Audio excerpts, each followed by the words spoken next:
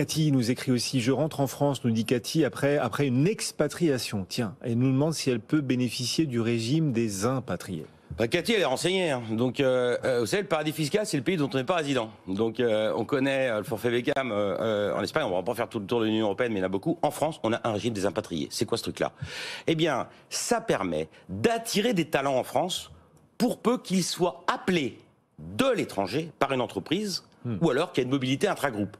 C'est-à-dire qu'il ne s'agit pas que Cathy vienne en France en disant je veux bénéficier du régime des impatriés, à la condition qu'elle n'ait pas été résidente fiscale depuis les 5 dernières années en France, bien évidemment, auquel cas là, elle peut bénéficier d'une exonération d'impôt sur le revenu à hauteur de 30% de son revenu et du revenu qui est attaché à son activité à l'étranger. Parce qu'elle peut venir de l'étranger appelée par une entreprise, mais elle peut aussi être appelée, dans le cadre, bien évidemment, d'une mobilité géographique forte dans les grands groupes, à se déplacer à l'étranger pour exercer une mission, tandis qu'elle est embauchée en France.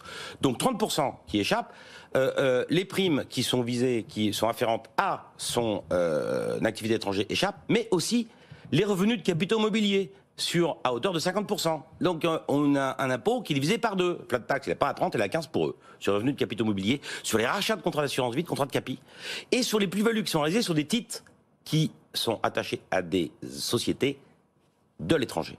Donc là, il y a davantage. Juste aussi en matière d'IFI. Il est bien ce régime des impatriés. Ah ben il est pas mal, ouais. Ouais. Donc non, mais c'est une vraie belle carotte fiscale pour faire venir les talents en France. Et puis juste une chose aussi sur l'IFI, il y a une exonération. Alors ça, c'est pendant 8 ans l'impôt sur le revenu. À supposer qu'on reste pendant 8 années en France, bien évidemment. Donc il n'y a même pas de question à se poser. Et sur l'IFI, on bénéficie d'une exonération de l'impôt sur la fortune immobilière des biens qui sont à l'étranger. D'accord. Quand on vient, alors que le français, il est taxé sur son IFI en France et sur les biens qu'il détient à l'étranger. Donc une petite carte fiscale, ça part juste une chose aussi dernièrement, quand même. Si elle est candidate à un poste en France, du temps où elle est à l'étranger, la Cour d'appel de Paris a estimé qu'elle pouvait bénéficier du régime des impatriés. Le fisc n'était pas tellement d'accord avec ça. D'accord. Donc on peut dire que ça fait jurisprudence, a priori. Cour d'appel de Paris, voilà. Je ne sais pas si on aura devant le Conseil d'État, mais pour l'instant, ça fait jurisprudence. Oui. Benoît Lombard, qui répond régulièrement à vos questions sur cette antenne l'après-midi, puis aux côtés de Cédric dans BFM Patrimoine, le président de La Place. Benoît, merci beaucoup d'être passé nous voir. Merci Guillaume. Meilleurs vœux pour cette nouvelle année. Excellent.